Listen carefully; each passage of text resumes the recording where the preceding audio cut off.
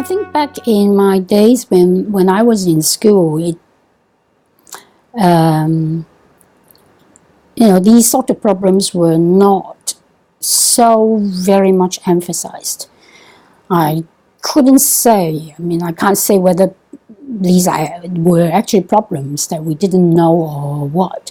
But in fact, in my teaching experience, I didn't feel that students were that different.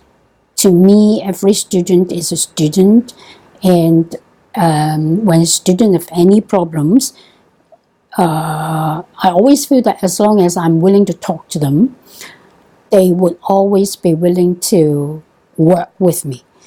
And to this day, this is what I'm telling my students now. I'm always telling them that actually for young children, primary or secondary, they learn the subject because of the teacher they love. Very often this is what happens.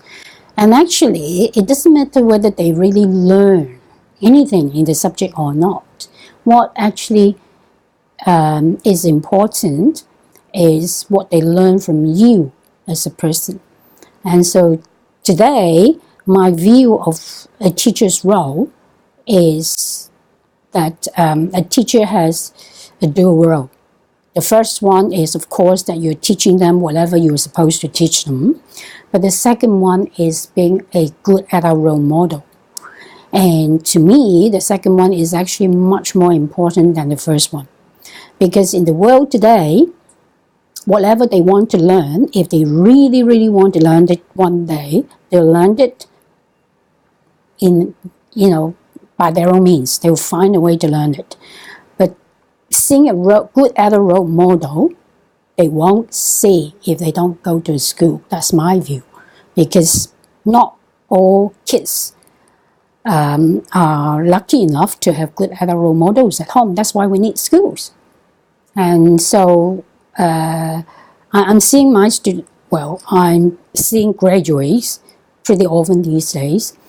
And every time I met them, they could be bringing to me a lot of very depressing feelings and thoughts, because it sounds like that nowadays students seem to be much more difficult to deal with than when I was in school.